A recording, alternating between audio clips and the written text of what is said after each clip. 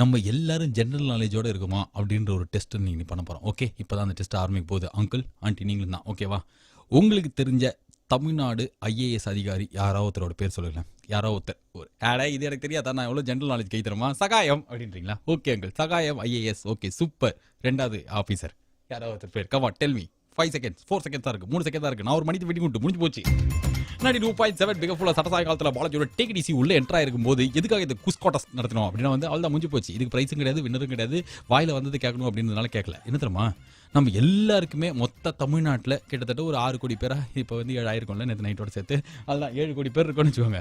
நம்ம எல்லாருக்கும் தெரிஞ்ச ஐஏஎஸ் ஆஃபீஸர் அப்படின்னா ரொம்ப ரொம்ப இண்டு பேப்பர் 20 வருஷமா படிக்கிற அங்களுக்கு 5 பேர் தெரியும். அதில் ஒரு 3 பேரை பர்சனலாவே தெரியும். ஆனா சாதாரணமா இருக்கிற நம்ம எல்லாருக்குமே சகாயம் ஐஏஎஸ் தவிர வேற எந்த ஆஃபீஸருமே தெரியவே இல்லைல்ல. ஒரு ஆஃபீஸரா அவரோட கடமையை அவர் கரெக்டாக பண்றாரு. பயங்கரமான கேஸ் எல்லாம் தோண்டி துருவி கண்டுபிடிக்கிறார். கலெக்டரா அதுக்கப்புறம் அவர் இருக்கிற டிபார்ட்மெண்ட்ல அவர் என்னெல்லாம் ஊழல் லஞ்ச லாவணிகள் இருக்கோ எல்லாத்தையும் தேடி போய் விசாரிக்கிறார். நேர்மையா இருக்கார். எல்லா விஷயத்தையும் துரிதமாக நடவடிக்கை எடுக்கிறார். அப்படின்ற ஒரே காரணத்தினால நம்ம எல்லாருக்கும் தெரிஞ்ச பிடிச்ச ஒரே ஆஃபீஸர் அப்படின்ற மாதிரி இருக்காரு. வேற யாருமே அப்படி கிடையவே கிடையாதா? எங்கடா இந்த பட்டன்? திடீர்னு ஒரு ஆஃபீஸர் இன்னொரு ஐஏஎஸ் அதிகாரி, ஒரு பேர் கூட தெரியல, ஆனால் அவர் சொல்லிருக்காரு சகாயம் ஐஏஎஸ் எல்லாத்தையும் விளம்பரத்துக்காக பண்றாரு அப்படின்னு. விளம்பரத்துக்காக பண்ணாலும் அவர் பண்றது நல்லது தானே. ஏதோ ஒரு 3 கொலை பண்ணிட்டு எனக்கு விளம்பரம் கொடுங்க நான் கேட்கறாரு இல்லையா? அவர் வேலையை கரெக்டாக பண்ணிட்டு விளம்பரம் கேட்கறாரு. அப்படின்னும் போது ஒரே ஒரு ஆஃபீஸர் ஒழுங்கா வேலை செய்யும் போதே நம்மளுக்குலாம் அவர் இவ்வளோ பிடிக்குது. எல்லா கவர்மெண்ட் ஆஃபீஸ்லையும் எல்லாரும் இப்படி வேலை செய்ய ஆரம்பிச்சிட்டாங்க. எல்லாரும் பாரு நான் இவ்வளோ நல்ல வேலை பண்றேன், எனக்கு விளம்பரம் கொடுங்க அப்படின்னு நம்ம கொடுக்காம போயிட்டு போறோம். திடீர்னு ஏன்டா சாயங்காலத்தில் இப்படி போங்கிறீங்களா? இல்லை ஏக்கம் வந்துருச்சு. இன்னைக்கு என்ன பண்ண போறோம் அடுத்த ஒரு 3 மணி நேரத்துக்கு அப்படின்னு பார்த்தாங்க. இதே மாதிரி சின்ன வயசுல எங்க அம்மா கையை பிடிச்சி டிபிஐக்கு 10வது மார்க் ஷீட்டுக்கு அலைஞ்சதுல ஆரம்பிச்சு கம்யூனிட்டி சர்டிஃபிகேட் வேணும் அப்படின்றதுல ஆரம்பிச்சு இன்னைக்கு பெரிய பையனா ஆனதுக்கு அப்புறம் ஆதார் கார்டு, ரேஷன் கார்டு, அந்த கார்டு, இந்த கார்டு அட போடா அப்படின்றீங்களா? ஆமா, இத்தனை வருஷத்து புலம்பலும் இன்னைக்கு லோ ஸ்டாக்ல ஃபார் ஆல் தட் மோர் இந்தியாவில் எங்க இருந்தாலும் எவ்வளவு குறைவா செலவானாலும் சமத்து போனா சுச்சு பிஜிக்கு அப்படின்ற மாதிரி சமைச்சாலே கேளுங்க. இது take it easy with me Balaji, powered by Udhayam பருப்பு வகைகள் மற்றும் Ponvandi detergent soaps and powder. ஒரு 10வது படிக்கிற பையன் மார்க் அந்த மார்க் எதிர்பார்த்ததோட ஒரு 150 200 கம்மியாயிடுச்சுன்னு வச்சுக்கோங்க. என்னது ஒரு 10 கம்மியான பரவாயில்லன்றீங்களா? ஆமா, ஒரு 150 மார்க் கம்மியாகி இல்லம்மா நான் நல்லா தான் எழுதினேன், ரீவாலுவேஷன் போட்டால் எல்லாம் செம்மையாயிடும் அப்படின்னு சொல்லிட்டு எதுக்குன்னே தெரியாது. எப்படி எங்கள் ஸ்கூலில் எங்களுக்கு குரூப்பே கொடுத்து ஸ்கூலே ஆரம்பிக்க போகுது. அந்த மாதிரி குரூப்பே கிடைச்சாலும் மார்க் கம்மியாயிடுச்சுங்கிற மன வருத்தத்தில் அம்மாவோட கையை பூச்சி வீட்டிலேருந்து ஒரு ஆட்டோ வச்சு டிபிஐ ஆஃபீஸுக்கு வேகாத வெயிலில் போய் இறங்கி அந்த ஆஃபீஸில் இருக்கிற ஃபார்மை வாங்கி ஃபில் பண்ணி ரீவாலுவேஷனுக்கு ஒரு 3 பேப்பரை கொடுக்கறதுக்குள்ள நாங்கள் 2 பேரும் பட்ட பாடு இருக்கே. 92.7 பிக ஃபுல்லாக பாலாஜியோட டேக்டிசி கேட்டுன்னு இருக்கும்போது எதனால இந்த ஃபிளாஷ்பேக் 10th ரிசல்ட் வரவே இல்லையே, 12th ரிசல்ட் வரலையே, நாட்டுக்கு ஏதாவது சொல்றதுக்கான டைமும் இல்லையே அப்படின்றீங்களா? அதெல்லாம் இல்லை. என்ன திரும்ப அங்கிளாச்சு, சகாயம் அப்படின்ற ஒரு ஐஏஎஸ் அதிகாரி தான். இன்னைக்கு நம்மளுக்கு தெரிஞ்ச ஐஏஎஸ் யாராவது பேர் சொல்லுங்க அப்படின்னா விஜயசாந்தி ஐஏஎஸ்க்கு அப்புறம் நம்மளுக்கு சகாயம் ஐஏஎஸ் வேண்டி தான் தெரியும். வேற யாருமே தெரியாது. ஏன்னா அதுக்கப்புறம் நம்ம யாருமே இந்த ஆஃபீஸரும் பயங்கரமாக வேலை செஞ்சு சட்டத்தை காப்பாற்றினார், நாட்டை முன்னேற்ற பார்த்தார், இப்போ பயங்கர நேர்மை தவறாது அப்படின்னு சொல்லிட்டு சினிமாவில் பார்த்துருப்போம். நேரில் பார்க்குற ரொம்ப நாள் கழிச்சு நம்ம கேள்விப்படுற ஒரு பேராக ஒரு பேர் இருக்குல்ல.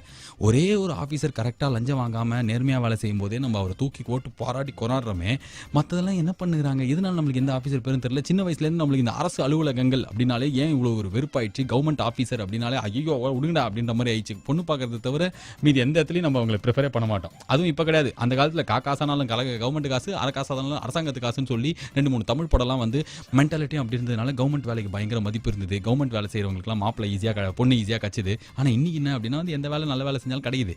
ஆனால் கவர்மெண்ட் ஆஃபீஸர்னாலே நம்மளுக்கு ஒரு கோவம் வருது. அதுக்கு தான் ஃபஸ்ட்டு நான் சொன்ன காரணம் அன்னி தான் அங்கிள். எனக்கு நிஜமாலே தெரியும் ஐயோ கவர்மெண்ட் ஆஃபீஸா அப்படின்றேன். அதுக்கப்புறம் ஒவ்வொரு வாட்டி போகும்போதும் அத்தனை வாட்டி அங்கேயும் இங்கேயும் அலைய வச்சு அந்த ஆஃபீஸ் எந்த தாலுக்கா எந்த ஹாஸ்பிட்டல் வந்தது இத்தனை கேள்வி நம்மளுக்கு எப்படி தெரியும்? நம்ம என்ன தாலுக்கா டிபார்ட்மெண்ட்டில் படிச்சுட்டா போயிருக்கோம், அவங்களுக்கு தான் தெரியும். அதை எவ்வளோ கேள்வி கேட்கறது, எவ்வளோ டாக்குமெண்ட்ஸ் கேட்கறது, ப்ரொசீஜர் ரூல்ஸ் எங்கள்கிட்டயே பேசுறீங்களான்னு. நம்ம ரூல்ஸ் பேசணும்னா எதுவுமே தெரியல, ஒன்றுமே தெரியாமல் வந்துருங்க அப்படின்வாங்க. என்னதான் நம்ம பேசுறது? இந்த மாதிரி கோவத்தெல்லாம் தான் இன்னைக்கு தொகுத்து வழங்கி என்ன பண்ண போறோம்னா ஒவ்வொரு வாட்டி நம்ம கவர்மெண்ட் ஆஃபீஸுக்கு போகும்போது நம்மளுக்கு என்னெல்லாம் கோவம் வந்து எதனால நம்மளுக்கு முக்கால்வாசி கவர்மெண்ட் ஆஃபீஸ் போகவே பிடிக்கல, அங்கே இருக்கிறவங்களையும் பிடிக்கல அப்படின்றது தான். இன்னும் கொஞ்சம் நிறைய புலம்புறதுக்கு இருக்கு. புலம்பலாம். நீங்கள் கேட்டுக்கிறது புலமைங்கிற பாலாஜியோட டேக்டிசி பவர்ட் பை உதயம் பருப்பு வகைகள் மற்றும் Ponvandi detergent soaps and powder. Daily காலையில் எத்தனை மணிக்கு அங்கிள் உங்களுக்கு ஆஃபீஸ் வரணும்? ஒரு 10 மணிக்கு இருந்தால் கரெக்டாக இருக்கும்டா அப்படின்னா 10 மணிலாம் எங்கே முன்னெல்லாம் 10 மணி இருந்தது இப்போலாம் 9 மணிக்கெலாம் ஷார்ப்பாக இருக்கணும் இல்லை. சரி ஒரு 9:45 டெய்லி போகிறீங்கன்னு வச்சுக்கோங்க. ஒரு 3 நாள் போகிறீங்க. 4வது நாள் என்ன ஆகும்? கூப்பிட்டு உங்களை அசிங்கமாக திட்டுவாங்க. அதுக்கப்புறம் என்ன பண்ணுவாங்கன்னா ஆஃப் டே சேலரி பிடிச்சிட்டு அவள் தான் உங்களுக்கு அதுக்கப்புறம் லேட்டாக போகணுன்ற மனநிலையே வராத அளவுக்கு மாற்றிடுவாங்கல்ல. இதை நீங்கள் யோசிச்சு பாருங்கள். ஒரு தாலுக்கா ஆஃபீஸு இல்லைனா ஒரு கவர்மெண்ட் ஆஃபீஸ், ஏதோ ஒரு கவர்மெண்ட் ஆஃபீஸ், அங்கே நீங்கள் லாஸ்ட் 25 இயர்ஸாக ஏதோ ஒரு வேலைக்கு போனாலும் 9 மணிக்கு டேபிளில் உட்காரணும் அப்படின்ற ஆஃபீஸர் 9 மணிக்கு வந்திருந்தார் அப்படின்னா இந்த பட்டனை வச்சு என்ன ஒரு 55 வாட்டி அடிங்க. என்னைக்காவது நடந்திருக்குதா அங்கிள்? யாரா நீன்றீங்களா? நான் தான் பாலாஜி. இது பிக் எஃப்எம்ல டேக் இட் ஈஸி என்ற நம்பர் 76 நிகழ்ச்சி. ஓகேவா? என்ன தெரியுமா நடந்தது சாயங்காலத்துலேருந்து? கவர்மெண்ட் ஆஃபீஸ் அப்படின்னாலே ஏன் நம்மளுக்குலாம் இவ்வளோ வெறுப்பு? கவர்மெண்ட் ஆஃபீஸில் வேலை செய்கிறவங்க அப்படின்னாலே பார்த்தாலே நம்மளுக்கு ஆய் அப்படின்ற மாதிரி இருக்குது. ஒவ்வொரு வாட்டியும் அவங்க போராட்டம் பண்ணும்போது என்னதான் நியாயமான கோரிக்கையாக இருந்தாலும் ஐயோ கொடுக்காதீங்க அவங்களுக்கு அப்படின்னு சொல்லிட்டு ஏன் நம்ம உள் மனசு தானா நம்மளை மீறி சொல்லுது அப்படின்றத லூஸ் டாக்ல பேசினுக்கிறோம். திடீர்னு பேசுறது என்ன காரணம் அப்படின்னு பார்த்தாக்க ஒரே ஒரு ஆஃபீஸர் ஒழுங்காக வேலை செய்கிறார், லஞ்சம் வாங்காமல் வேலை செய்கிறார், நேர்மையாக வேலை செய்கிறார் அப்படின்றனாலே நம்ம எப்படி தூக்கி தலையில் வச்சு கொண்டாடுறோம். எல்லாரும் இப்படி வேலை செஞ்சா அப்படின்னு ஒரு ஏக்கம் தான். சகாயம் ஐஏஎஸ் பற்றி நம்ம அடிக்கடி பிரச்சனை வரும்ல, அதனால தான் இதெல்லாம் தோணி ஆரம்பிச்சிருச்சு. அதில் முக்கியமான இந்த விஷயம் தான் லேட்டாக வருது, சீக்கிரமாக போகிறது. லேட்டாக வருது அப்படின்னா 9 மணி ஆஃபீஸ்க்குலாம் நம்ம காலங்காலத்தால் ரேஷன் கார்டு வேணும் அப்படின்னு சொல்லிட்டு நம்ம பக்கத்தில் இருக்கிற அந்த கவர்மெண்ட் ஆஃபீஸுக்கு போனோம் அப்படின்னா எத்தனை மணிக்கு தான் அந்த ஆஃபீஸரை ஃபஸ்ட்டு பார்க்க முடியும்? நம்ம எத்தனை மணிக்கு பார்ப்போம்? ஒரு 10:11 மணிக்கு தான் நம்ம பார்ப்போம். அவரும் பார்க்கும்போது என்ன இந்த டாக்குமெண்ட்டே இல்லையான்னு சொல்லிட்டு திருப்பி அனுப்பிச்சு 2 மணி நேரம் வெயிட் பண்ணது வேஸ்ட். ஒரு 4 மணிக்கு போகிறேன்னு வச்சுக்கோங்க, எல்லா கவர்மெண்ட் ஆஃபீஸும் 5 மணிக்குள்ள இருக்குது அப்படின்னு சொல்லிட்டு ஒரு 4 மணிக்கு என்ன இப்போ வந்துட்டீங்க, ஆஃபீஸர்லாம் கிளம்பிட்டாங்க, நாளைக்கு காலைல வாங்க அப்படின்றவாங்க. திருப்பி ஒரு வாட்டி அமைக்கணும்னா உங்களுக்கே கடுப்பாகுன்றதுனால இன்னொரு வாட்டி அமுக்கல. எவ்வளோ வாட்டி இது நம்மளுக்கு நடந்திருக்கு. அவங்களுக்குலாம் டைமிங்கே கிடையாது. செம்ம ஜாலி. இனி கூட நீங்க HDFC பேங்க், ஆக்சிஸ் பேங்க், அதுக்கப்புறம் எல்லா பிரைவேட் பேங்க்கும் போனா நம்மள உட்கார எஸ் சார் யூ ப்ளீஸ் உட்காந்து ஏசி எந்தோ வாட் யூ வாண்ட் லுப்ஸ்கஸ்டி அப்படிலாம் பேசி செம்ம மரியாதை கொடுப்பாங்க. ஏதாவது ஒரு குவாரின்ட்ட பாருங்க, கரெக்ட் அது குவாரி கல் மாதிரி ஆயிடுச்சுல, அதான் ஏதோ ஒரு டவுட் அப்படின்னா அவங்க கிட்ட போய் கேட்டால் மரியாதையோட பேசுவாங்கல்ல. இதே ஒரு Indian Bank, Canara Bank, State Bank of ஏதாவது ஒரு நாடு இல்ல ஒரு ஸ்டேட், அதுக்கெல்லாம் போனோம்னா என்ன ஏடிஎம்ல மாட்டிக்கிச்சுன்னா மாட்டிக்காத என்ன எங்களை அப்படின்னும் போது அப்படியே வாயில போயிட்டு எதுவும் பண்ண முடியாது. ப்ளீஸ் சார் ஒரு வாட்டி இந்தியன் பேங்க் ஏடிஎம்ல டெபிட் கார்டு மாட்டிக்கிச்சு. உள்ள போயிட்டு பேங்க்ல சொல்ற bank and ATM is different, who are asking you ஒரு அங்கிள் வந்து கத்துறாரு. அவர் தான் கிட்டத்தட்ட 800 வருஷமா அதே சேர்ல அதே கிளர்க் இதுல வேலை செய்யறவர். திட்டிட்டு போயிட்டார் ஒரு பாட்டுக்கு. ஏன்னா யாருமே கார்டு எடுத்து கொடுக்கல. வெளில இருக்கிற செக்யூரிட்டி சொன்னார், அதுதான் சார் புது கார்டு அப்ளை பண்ணிக்காங்க. எது இந்த ஏடிஎம்ல வந்து போட்டிங்கன்னா அங்கே இருக்கிற செக்யூரிட்டி நம்ம எவ்வளோ வாட்டி அவமானப்பட்டிருக்கோம்ல, மரியாதை கிடையாது, டைமுக்கு வர மாட்டாங்க. இதே மாதிரி இப்போயே புலம்பிட்டேன் அப்படின்னா வந்து அதுக்கப்புறம் கொஞ்சம் நேரத்துக்கு அப்புறம் பேசுறது எதுவும் இருக்காது. அதனால அப்போ வந்து புலம்புறேன். கவர்மெண்ட் ஆஃபீஸ் அப்படின்னாலே நம்மளுக்கு ஏன் கடுப்பாகுது அப்படின்னு பேசுகிற பாலாஜியோட நீங்க கேட்டு நிற்கிறது டேக் டிசி எல்லாத்தையும் அப்படி எடுத்துக்க முடியாதுல்ல. பவர்ட் பை உதயம் பருப்பு வகைகள் மற்றும் Ponvandi detergent soaps and powder. முன்னாடிலாம் ஏதாவது நம்மளை பாதிக்கிற ஒரு விஷயத்துக்காக யாராவது போராடினாங்கன்னா நம்மளுக்கு ரொம்ப பிடிக்கும்ல, அதெல்லாம் ஆதரவுலாம் கொடுப்போம். ஆமாம் கரெக்ட், போராட வேண்டியதான், இந்த மாதிரி விஷயத்தில் வேறு யார் கேட்பா அப்படின்வோம். கொஞ்சம் நாளாக இந்த மாதிரி ஏதாவது பந்து நாடு தழுவிய அளவில் போராட்டம் அப்படின்னா அப்பா நாளைக்கு லீவா அப்படின்ற ஒரு அளவுக்கு சுயநல நப்பாசை வர ஆரம்பிச்சுது. இப்போலாம் யாராவது போராட்டம் பண்ணுறாங்க, இந்த மாதிரிலாம் பண்ணுறாங்க, ஏன் என் வேலையை எதுக்கு எப்போ பாரு போராட்டம்ன்ற மாதிரி நம்மளுக்கு கோவம் வந்துருச்சுல. ஏன் நம்ம இப்படி மாறிட்டோம்? ஒன்று நம்ம ரொம்ப சுயநலமாக மாறி இருக்கணும். அப்படி இல்லைனா இந்த போராட்டத்துக்கும் நம்மளுக்கும் சுத்தமாக சம்மந்தமே இல்லாமல் யாரோ ஒரு அண்ணன் யாரோ ஒரு தங்கச்சியை கூப்பிட்றான்ற மாதிரி நம்மளுக்கு தேவையில்லாத விஷயத்துக்குலாம் போராட்டம் பண்ணி போராட்டத்து மேலே நம்மளுக்கு ஒரு வெறுப்பு வர மாதிரி ஆகிட்டாங்கனால இதுக்கு திடீர்னு இதெல்லாம் பேசுகிறேன்றீங்களா? சாயங்காலத்தில் இப்படி தான் பேசணும். 92.7 BFL பாலாஜியோட டேக் இட் ஈஸி கேட்டுன்னு இருக்கும்போது என்னாச்சு அப்படின்னா இந்த போராட்டம் எதுக்கு நம்ம சொல்லணும்? கவர்மெண்ட் ஆஃபீஸில் போயிட்டு நம்ம ஒரு வேலையை நடத்திக்கணும், நம்ம வந்து அதை முடிக்கணும் அப்படின்னா அது மேலே நம்மளுக்கு எவ்வளோ வெறுப்பு வரும். எதனால இந்த வெறுப்பு? சின்ன வயசுலேருந்து ஏன் இப்படி ஆச்சு அப்படின்றத பேசினுக்கிறோம். அதில் மெயின் விஷயம் என்னன்னா, எந்த வாட்டி பேப்பரில் வந்து அரசு ஊழியர்கள் போராட்டம் அப்படின்னு நம்ம படித்தாலும் ஃபஸ்ட்டு விஷயமா இதை நம்மளுக்கு தோணும். எதுக்கு அவங்க போராடுறது நல்லதா கெட்டதா இல்லைனா வந்து அதில் நியாயம் இருக்கா இல்லையா எதையுமே நம்ம யோசிக்க மாட்டோம். டாப் ஆஃப் த மைண்டில் என்ன வரும் அப்படின்னு பார்த்தாக்கா, ஐயோ எதுக்கு தாலி இவங்க போராடுவாங்கடா, இன்னும் இப்போ அகவிலைப்படி அதிகமாக வேணும் அப்படின்னு கேட்பாங்களா, அதானே அப்படின்னு சொல்லிட்டு அவங்க கேட்கறதுல இருக்கிற நியாயம் கூட நம்ம கண்ணை மறைச்சிடும். ஏன்னா நம்மளுக்கு அந்த மாதிரி பிட்டர் எக்ஸ்பீரியன்ஸ் இந்த கவர்மெண்ட் ஆஃபீஸ். இவங்க வேலை செஞ்சு நம்ம பார்த்துருக்கவே மாட்டோம். நம்மளுக்கு ஏன்னா வேலை கரெக்டாக 2 நாளில் முடிகிற வேலை கூட 2 வருஷம் இழுத்து அடிச்சாலும் அந்த வெறுப்பெல்லாம் நமக்குள்ள இருக்கும். அண்ட் நம்ம ஆஃபீஸில் நம்மளுக்கு எதுக்குமே போனஸ் கொடுக்க மாட்டானுங்க. அது தீபாவளி கார்பரேட் அவர் company is growing, it's world டாமினேட்டிங்னு வாங்க. தீபாவளிக்கு ஒரு 2000 ரூபாய் ட்ரெஸ் எடுத்து கொடுக்க மாட்டாங்க. நம்மளுக்கு போனஸ் கிடைக்காது, இந்த இன்சென்டிவ் கிடைக்காது, லீவுக்கு இந்த மெட்டர்னிட்டி லீவ்லாம் வந்து என்ன 3 மாசம் கொடுத்துட்டு அவங்க தெய்வம் மாதிரி பேசுவாங்க. பார்த்தீங்களா, மகாவிஷ்ணுக்கு அப்புறம் நான் தான் உனக்கு எப்படி கொடுத்தேன் பாருன்ற 3 மாசம் என்னத்த லீவு அது மாதிரி கொடுத்ததுக்கு அப்புறம் திரும்பி வந்து வேலையை விட்டு அமைச்சிருவாங்க. எப்படி ப்ரொடக்டிவிட்டி கம்மியாயிடும். நான் வீட்டில் குழந்தை அழும்போது இவங்களுக்கு எப்படி கான்சன்ட்ரேஷன் இருக்கும்னு ஏதோ பிளான் பண்ணி யோர் பெர்ஃபார்மன்ஸ் லைக் லாஸ்ட் இயர்லாம் சொல்லிட்டு ஏதோ ஒன்று பண்ணி குத்தி விட்டுருவானுங்க.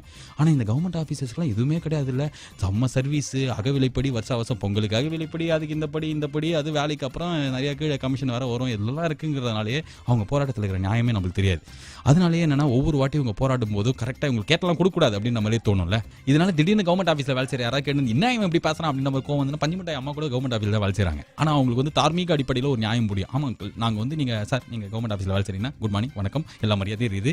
ஆனால் ஒரு காரியம் 2 நாளில் முடியும், 3 டேபிளில் தாண்டிச்சுன்னா எனக்கு அந்த விஷயம் நடக்கும், அதுவும் நேர்மையாகவே நான் எல்லா டாக்குமெண்ட்ஸும் வச்சிருக்கேன்னா அதை முடிச்சு கொடுத்துடலாம்ல. எவ்வளோ வாட்டி எங்களை அலைய விட்டீங்க, மரியாதையெல்லாம் நடத்தினீங்க, திட்டினீங்கன்னா எப்படி உங்களுக்கு உங்கள் மேலே பட்டுதெல்லாம் வரும்? நீங்கள் நியாயமாக அதை கேட்டால் கொடுக்காதீங்க அப்படின்னு தான் வந்து உள்ள இருக்கிற சுயநலவாதி சொல்லுவான். அவன் தான் நம்ம எல்லாருமே. ஓகேவா? இன்னும் கொஞ்சம் நேரத்தில் வந்து வேற என்னலாம் இந்த சின்ன வயசு ஞாபகங்கள் பசுமரத்தாணி மாதிரி நெஞ்சில் பாஞ்சிருக்கு கவர்மெண்ட் ஆஃபீஸில் அப்படின்றதா வெயிட்டிங். இது take it easy with me Balaji of the powered by Udhayam பருப்பு வகைகள் மற்றும் Ponvandi detergent soaps and powder.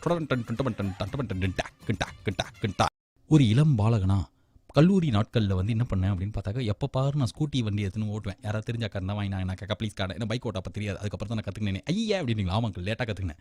அந்த மாதிரி இருக்கும்போது இந்த பைக்கில் போகும்போது ஒவ்வொரு சிக்னலுக்கும் 12 ரூபா, 15 ரூபா, 25 ரூபாலாம் கொடுத்து எப்படியாவது வந்து லைசன்ஸ் இல்லாமல் கொஞ்ச நாள் ஓட்டி தப்பிச்சிட்டேன்.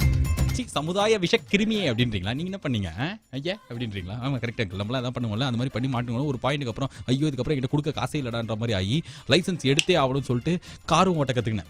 கார் ஓட்ட எப்படி கற்றுக்கினா, இப்போ வரைக்கும் எனக்கு ஒழுங்காக ஓட்ட தெரியாது. ஆனால் வந்து டிரைவிங் ஸ்கூல்லாம் போயிட்டு கார் ஓட்ட கற்றுக்கிட்டு அதுக்கப்புறம் லைசன்ஸில் வந்து எங்கள் ஏரியா ஐநா வரும். அந்த ஆர்டிஓ ஆஃபீஸில் போயிட்டு நின்றுறேன். அப்படியே க்யூவில் நின்றுருக்கும்போது கார் எங்கப்பா அப்படின்னாங்க. காருக்கும் பைக்கு சேர்த்து தானே? ஆமாம் கார் எங்க அப்படின்னாங்க. உடனே கார் வந்து வீட்டில் எங்கள் அப்பா வந்து கார் வந்து அப்படின்னா என்ன கார் எத்தனை இல்லையா ரிஜெக்டட் அப்படின்னு சொல்லிட்டு மூஞ்சி வச்சு போயிட்டாங்க. அங்கிள் ப்ளீஸ் லைசன்ஸ் அப்படிலாம் சொல்லி தான் எதுவுமே நடக்கவே இல்லை. கொஞ்ச நேரம் கழிச்சு வந்து ஒருத்தர் அந்த செக்யூரிட்டி மாதிரி இருந்தார். அவர் வந்துட்டு என்னப்பா அப்படின்னாரு. சார் கார் வந்து எனக்கு எடுத்துகிட்டு வரணும்னு தெரியாது சார், அதனால லைசன்ஸ் ரிஜெக்ட் பண்ண வாங்க அப்படின்னு சொல்லிட்டு அப்படியே பக்கத்தில் போனேன். ஒரு டிரைவிங் ஸ்கூலில் உட்கார வச்சு என்கிட்ட ஒரு 30 சைன் வாங்கினாங்க. சச்சக்கு பச்சக்கு ஒரு 30 சைன் போட்டதுக்கு அப்புறம் என்னாச்சுன்னா, இப்போ போய் கியூல நில்லு அப்படின்னாங்க. கியூல நின்று இங்கே யார்ப்பா பாலாஜி அப்படின்னா, ஆமாம் நான் தான் அப்படின்னா, டிரைவிங் ஸ்கூல் 30 சைன் நான் தான் அப்படின்னா உள்ளே போனேன். ஒரு ரவுண்ட் அடிச்சேன். சுற்றி வந்ததுக்கு அப்புறம் பார்த்தா 20 நிமிஷத்தில் சாயங்காலம் உனக்கு லைசன்ஸ் வந்து போவாங்க வாங்கிக்க மாட்டாங்க. In 20 minutes I got license means how it possible அப்படின்றீங்களா? How possible your license? Same license, my license. அந்த மாதிரி தான் நம்ம எல்லாருமே எப்படி வாங்குவோம். ஆனால் இப்போ வரைக்கும் எனக்கு தெரியல. ஒரு ஆர்டிஓ ஆஃபீஸ் ஐநாவரன் இல்லை அம்ஜிகரை, அதுக்கப்புறம் அங்கே கிடையவே கிடையாது. கரெக்ட் கேட்க நகர் இல்லை மந்தவெளி இல்லை திருவாரூர் ஆர்டிஓ ஆஃபீஸ், எந்த ஆர்டிஓ ஆஃபீஸ் போனாலும் இவ்வளோ புரோக்கர் இவ்வளோ ஓப்பனாக இப்படி செயல்படுறாங்களே, இவங்களை யாருமே கேட்க மாட்டாங்களான்ற சந்தேகம் ஒட்டி நம்மளுக்கு வந்துனே இருக்கும். ஏதோ நம்ம நல்லவன்னு நினச்சிப்போம். ஏன்னா நம்ம லஞ்சம் கொடுத்து தான் நம்மளே லைசன்ஸ் வாங்குவோம். இல்லை எல்லாம் ரினியூ பண்ணுவோம். இல்லைனா அதாவது 10 வருஷம் கழிச்சு மாறிட்டு புதுசாக பார்த்தீங்கன்னா ஏதோ 20 வருஷம் கழிச்சோம். அது மாதிரி பண்ணுறது எல்லாத்துக்குமே நம்ம ஏதாவது காசு கொடுத்துருப்போம். ஆனால் வாங்குறவங்க வண்டி கேட்டவங்க கொடுக்குற நம்ம நல்ல பண்ணுவோம்.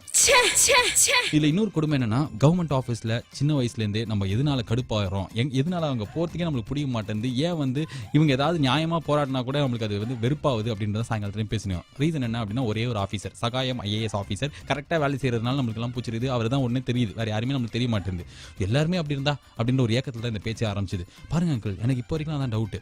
ஆர்டிஓ ஆஃபீஸில் இவ்வளோ லஞ்சம் இருக்குது அப்படின்னு சொல்லிட்டு ஊரில் இருக்கிற எல்லாருக்குமே தெரியும். லஞ்ச ஒழிப்புத்துறை அப்படின்னு ஒரு துறையே இருக்குல்ல, அங்கேருந்து 2 பேரை பர்மனெண்ட்டாக போஸ்டிங் போடுற அளவுக்கு லஞ்சம் இருக்குது. ஆனால் இப்போ வரைக்கும் அது அப்படி தானே இருக்குது. ஆனால் இதில் அவங்கள ஒண்டி குறை சொல்லி எதுவும் கிடையாது, நம்மளும் அப்படி தான் இருக்கும். அந்த டிரைவிங் ஸ்கூலில் போயிட்டு இதை கொடுத்தா அது நடக்கும்னு நம்மளுக்கு தெரிஞ்சிருக்கே, அதையும் கொடுக்குறோமே கூச்சமே இல்லாமல். ஏன்னா நம்மளுக்கு பாக்கெட்டில் லைசன்ஸ் வேணும். அப்படி இல்லைன்னா இதே ஒரு அஞ்சத்தை ரோட்டில் போயிட்டு அங்கே இருக்கிற ஆஃபீஸர் கிட்ட கொடுக்கணும். நீங்கள் கேட்டுனுக்கிறது எதுவும் பண்ண முடியாது, வெறும் பழம ஒண்டி முடியும்னு பேசினுக்கிற பாலாஜியோட டிகிடிசி எல்லாத்தையும் அப்படி ஏற்ற முடியாது. அதனால பேசினுக்கிறோம். உதயம் பருப்பு வகைகள் மற்றும் பொன்வண்டி டிஜன் சோப்ஸ் அண்ட் பவுடர் தான் இதை பவர் பண்ணுறாங்க இந்த ஷோவே. என்ன இருக்குது அப்படின்னு பவர். கேட்ட பாடல் இடம்பெற்ற திரைப்படம் ஹாலிவுட் ஆக்டர் ஆர்ஜே பாலாஜி நடிச்சு வெளியே இருக்கும் யட்சன். அப்போ ஆரியா அப்படிங்களா? ஆமாம் கரெக்டாக, அவர் நடிச்சு தான் வெளியே இருந்திருக்கு. பக்கத்தில் ஓட்டின்னு இருக்கும் பாலாஜியோட அப்படி சொல்ல கரெக்டாக இருக்கலாம். அந்த படத்தில் தான் அந்த பாட்டு. இதுக்கு நீங்கள் அந்த பாடம் பார்க்கல அப்படின்னா தயவுசெய்து நீங்கள் 2 நாளில் போய் பார்த்துருங்க. அதுக்கப்புறம் இந்த வெளியீடு வந்துடும். ஒரு 75 படம்லாம் வரும். நீங்கள் கேட்டுக்கிறது சுயநலம் கருதி சொன்ன பாலாஜியோட டேக் இட் ஈஸி. சாயங்காலத்தில் என்ன பண்ணுறோன்னா, ஒரு அரசு அலுவலகத்துக்கு போனால் நம்மளுக்கு எந்த நாள் சின்ன வயசுலேருந்து ஒரு கடுப்பு வெறுப்பு உருவாகி ஐயோ வானம்பா எனக்கு ரேஷன் கார்டே தேவையில்லை, அப்படிப்பட்ட கார்டு வாங்குறதுக்கு நான் அந்த ஆஃபீஸ் போய் அங்கே அவமானப்பட்டு மரியாதைப்பட்டு கஷ்டப்பட்டு இஷ்டப்பட்டு பட்டு நம்மளுக்கு கோவம் வர மாதிரி நிறைய விஷயம்லாம் நடக்குன்றதுனாலே நிறைய பேர் நம்ம கஷ்டப்பட்டு அவமானப்பட்டு துன்பப்பட்டு துயரப்பட்டுன்னு பயங்கரமாக பட்டு நம்மளுக்கு கோவம் வரும் அப்படின்ற மாதிரி இருக்கிறனாலே அங்கே போகிறது அவாய்ட் பண்ண இருப்போம்ல. எதனால நம்மளுக்கு கவர்மெண்ட் ஆஃபீஸ் பிடிக்க மாட்டேங்குது, ஆஃபீஸர்னால் பிடிக்க மாட்டேங்குது, சகாயம் ஐஏஎஸ் தவிர வேறு யாருமே நம்மளுக்கு தெரிய மாட்டேங்குது அப்படின்ற பற்றி தான் ஒரு ஏக்கத்தில் பேச ஆரம்பிச்சோம். அந்த வகையில் மெயின் விஷயம் என்ன அப்படின்னா, இப்போ நம்ம ஃபார்மல்ஸ் போட்டு போகிறோம்னு வச்சுக்கோங்க அங்கிள், நீங்கள் நானும் ஃபார்மல்ஸ் போட்டு ஒரு கம்யூனிட்டி சர்டிஃபிகேட் வேணும் என் குழந்தைக்கு ஸ்கூலுக்கு அப்படின்னு சொல்லிட்டு போகிறோம் அப்படின்னா நம்மளை நல்லா பார்ப்பாங்க. ஏதாவது ஒரு தெரியாமல் கேட்டுருவோம். சரி இது இப்போ இந்த ஃபைல் எடுத்து இப்போ நான் உங்ககிட்ட கொடுத்தீங்கன்னா எத்தனை படிச்சவர் தான் நீங்கள் பார்த்தா படிச்சவர் மாதிரி இருக்கு, இது கூட தெரியல அப்படின்னு சொல்லிட்டு சமத்து எடுத்துருவாங்க. என்னதான் நம்ம திட்டினாலும் நம்மளை படிச்சவனு ஒரு பெருமிதமாக பார்க்குறாங்க ஒரு நப்பாசை இருந்தாலும் நிஜமாலே படிக்காதவங்க கிராமத்துலேருந்து ஏதாவது பென்ஷன் திட்டம் இல்லை மறுவாழ்வு மைய திட்டம்ன்ற ஏதாவது திட்டத்துக்கு வாங்க வந்து டவுட் கேட்குறாங்க அப்படின்னா அவங்களாம் நம்மள நடத்துறதோடு 100 வாட்டி மோசமாக நடத்துவாங்கல்ல. நம்மளுக்கு இன்னும் என்ன பண்ண முடியும்? அவங்களுக்காக நம்ம சப்போர்ட் பண்ணி தமிழ் படத்தை ஹீரோ மாதிரி பேசினா நம்மளுக்கும் காரியம் நடக்காது. எவ்வளோ வாட்டி பார்த்துருக்கோம். கவர்மெண்ட் ஆஃபீஸர் யாராவது கவர்மெண்ட் ஆஃபீஸில் வேலை செய்கிற கடைநிலை ஊழியரில் ஆரம்பிச்சு சீனியர் மோஸ்ட் அஃபிஷியலில் யாரோ ஒத்துறாது நீங்கள் கேட்டீங்களா சார்? இப்போலாம் நாங்களாம் கொஞ்சம் மாறிட்டோம். எல்லாருமே கொஞ்சம் மரியாதைலாம் எதிர்பார்க்குறோம். ஏன்னா நீங்கள் உங்கள் இந்தியன் பேங்க் வந்தீங்கன்னா நீங்கள் எங்களை திட்டலாம். ஆனால் HDFC பேங்க் கூட பயங்கரமாக பாராட்டுறாங்க. அப்படியே கூல் ட்ரிங்க்ஸ்லாம் கொடுக்குறாங்க. ஏதாவது ஒரு மரியாதை கிடைக்குது இல்லை?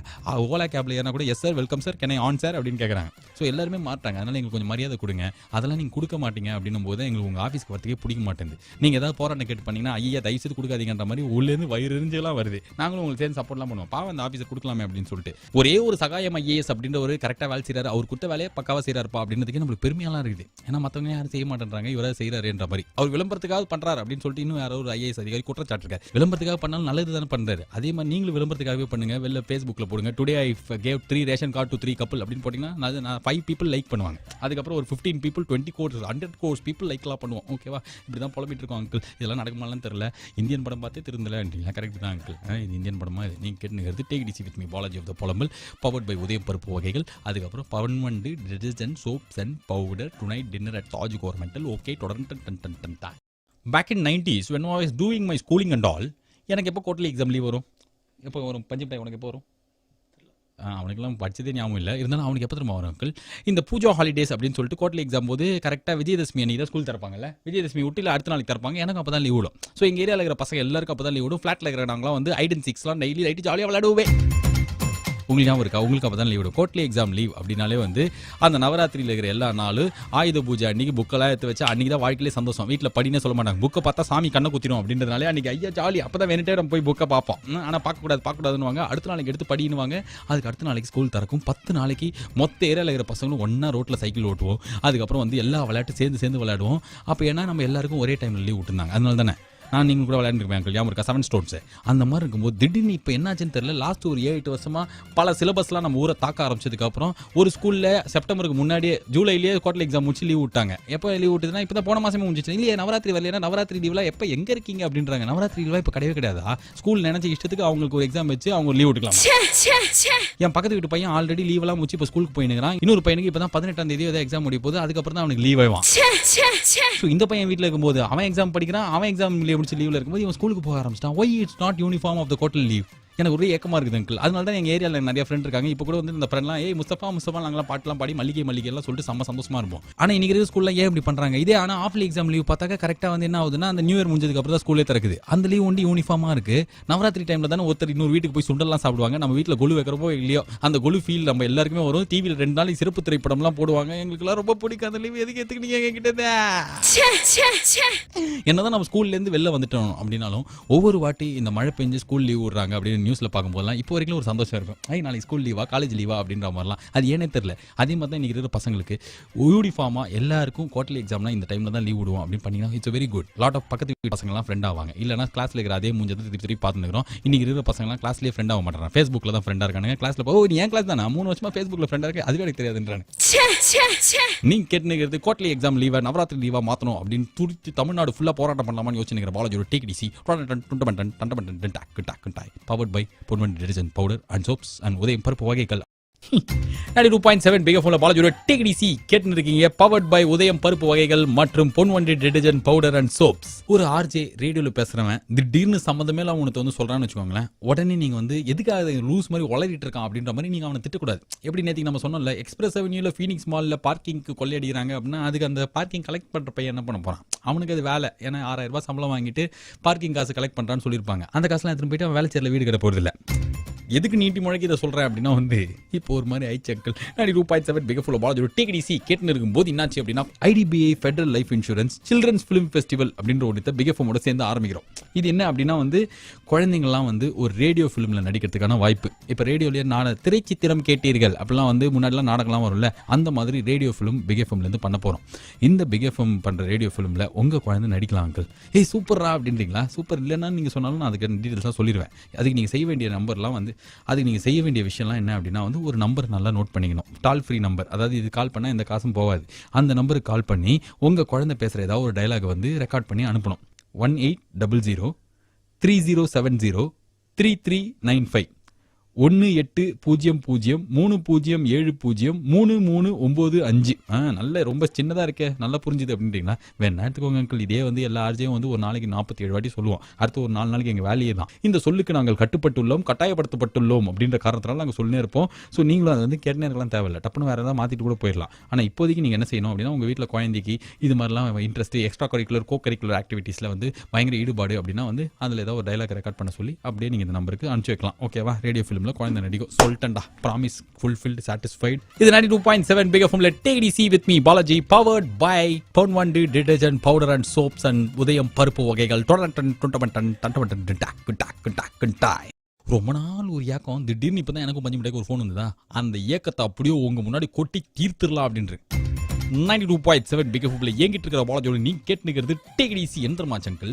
இது ரொம்ப ஒரு 3-4 இயர்ஸாவே வந்து நான் திருப்பி உங்ககிட்ட தான் சொல்றேன். ஏன் உங்ககிட்ட சொல்லணும்னா நீங்க தான் உங்க பையன்கிட்ட போய் சொல்வீங்க, உங்க பொண்ணிட்ட போய் சொல்வீங்க. இந்த காலேஜ் படிக்கிற பசங்க போலாம் இருக்கலாம், அவங்க காலேஜில் கல்ச்சுரல்ஸ் நடக்குது, செம்ம பெரிய லெவலில். இப்போலாம் காலேஜ் கல்ச்சுரல்ஸ்லாம் எப்படி ஆயிடுச்சு அப்படின்னா, அப்பா இன்னமா ஃபிலிம் ஃபேர் அவார்டு மாதிரி நடத்துறாங்களே, சைமா இது மாதிரி நல்லா தான் நடத்துறாங்களே அப்படின்ற மாதிரி இருக்கும். அந்த மாதிரி பயங்கர கிராண்டாலாம் இவங்க நடத்துறதுக்கு என்ன பண்றாங்க அப்படின்னு பார்த்தாக்க, ரோடா போயிட்டு பெரிய கம்பெனியா போயிட்டு கடையா போயிட்டு ஸ்பான்சர் பிடிக்கிற வேலையை ஒரு 3 மாசத்துக்கு பண்றாங்க. இதுல என்ன கரெக்ட் தப்பு இருக்குது? எதுக்கு சே பட்டன் அப்படின்னா வந்து கொஞ்சம் கஷ்டம். இந்த காலேஜ் என்னன்னா, இப்போ நீங்க ஒரு பெரிய காலேஜ் எடுத்துக்கோங்களேன், ஒரு சீட்டுக்கே வந்து 1 கோடி ரூபா போகும் அந்த சீட். Medical college. அந்த காலேஜில் அவ்வளோ காசு வாங்குறவங்க என்ன தம்பி 3 நாள் கல்ச்சுரல் நடத்துறீங்களா, எவ்வளோ பட்ஜெட், நாங்களே கொடுக்குறோன்னு சொல்லிட்டு கொடுக்கலாம். ஆனால் அந்த ஓனர்லாம் 1 ரூபா கிள்ளி கொடுக்க மாட்டேன்றாங்க. கல்ச்சுரல்ஸா பசங்க நீங்களே போய் ஸ்பான்சர் பிடிச்சி நடத்துறீங்கன்னு சொல்லிட்டு அந்த பசங்களும் ஏதோ இந்த யுரேகா ஃபோர்ப்ஸ்லேருந்து வரா மாதிரி தெருவா போயிட்டு மார்க்கெட்டிங் பண்ணி எப்படியோ பண்ணி ஸ்பான்சர்லாம் பிடிச்சிடுறாங்க. அதுவே தப்பான விஷயம் தான். காலேஜ் வந்து நிறைய ஹெல்ப் பண்ணும். கொஞ்சம் முடிஞ்சா அவங்களுக்கு எக்ஸ்போஷர் கிடைக்கணும்னு நீங்கள் 4-5 பேரை போய் மீட் பண்ணி உங்களோட ஈவெண்ட் எப்படி ப்ரொமோட் பண்ணுறீங்கன்னு பாருங்கன்ற மாதிரி வேணா சும்மா ஒரு எக்ஸ்பெரிமெண்ட்டாக கொடுக்கலாமே தவிர இன்னைக்கு அவங்க பழப்பாவே ஆயிடுச்சு பசங்களுக்குலாம். இதில் 2வது கொடுமையான விஷயம் என்னன்னா, இவ்வளோ கஷ்டப்பட்டு இவங்க வசூல் பண்ணுற காசு எல்லாத்தையும் எடுத்துன்னு போயிட்டு யார்கிட்ட கொடுக்குறாங்க அப்படின்னு பார்த்தாக்க, சினிமா நடிகர், மாநாடு மயிலாட கண்டஸ்டன்ட், சூப்பர் சிங்கர்ஸ், அது ரேடியோவில் இது மாதிரி தத்தக்கா புத்தகன்னு வளர்ற ஆர்ஜே, இவங்ககிட்டலாம் எதுக்கு எடுத்துன்னு போய் அந்த காசை கொடுக்கணும்? 3 மாதம் பயங்கர கஷ்டப்பட்டு ஒரு 20-30 பேர் வேலை செஞ்சு அந்த கல்ச்சுரல்ஸ் ஒரு 3 நாள் நடத்தி அதில் ஒரு 50-100 பசங்க வந்து நல்லா பெர்ஃபார்ம் பண்ணி செம்மையாக வந்து டேலண்ட்டை வெளிப்படுத்தினா அந்த பசங்களுக்கு அந்த காசு எடுத்துன்னு போய் கொடுக்கலாம்ல. எதுக்கு திருப்பி ஏற்கனவே காசு இருக்கிற எல்லாருக்கும் எடுத்துன்னு போயிட்டு அதுவும் இவங்களுக்குலாம் கொடுக்குறதுனா செம்ம கடுப்பாக. இதுக்கு இப்போ திடீர்னு இதை சொன்னீங்களா? இப்போ தான் என்ன ஃபோன் பண்ணி ஒரு காலேஜில் கூப்பிட்டாங்க, ஃப்ரீயாக போப்பறாங்களா? அது இல்லை அங்கிள், நான் ஃப்ரீயாக போகிறது இல்லை. இந்த காசை எதுக்கு இவங்க முதல்ல என்கிட்ட கொடுக்கணும்? அதுக்கு அந்த காலேஜில் இருக்கிற பசங்களுக்கு எடுத்துன்னு போய் கொடுக்கலாம்ல. எல்லா காலேஜ்லையுமே நடிகை கூப்பிட்றதுனால தான் அவங்க காலேஜ் கல்ச்சுரல்ஸ் பெருசாகுதுன்னு. அதெல்லாம் எல்லாமே நீங்கள் காலேஜ் கல்ச்சுரல் தான் பெருசாகலாம். சப்போஸ் உங்கள் வீட்டில் காலேஜ் படிக்கிற பையன் இருந்தான்னு வச்சுக்கோங்க, முடிஞ்சா அதை சொல்லி பாருங்க. யார் சொன்னா அப்படின்னா, நான் தான் சொன்னேன்னு சொல்லுங்க, இன்னும் அசிங்கமாக திட்டுவான். இதை அவர் சொல்லிட்டு அப்படியே நான் வந்து போயிட்டு மறுபடியும் நாளை சாயங்காலம் வந்து உங்களை பார்க்குற வைக்கலாம். உங்களை நீங்களா பார்த்துக்கோங்க, பக்கத்தில் இருக்கிற முடிஞ்சா பார்த்துக்கோங்க. At least you next time. This is Bala saying tada, bye-bye, good night, have a great night. ரொம்ப நாள் ஏக்கமாக அதான் புலம்பிட்டேன்.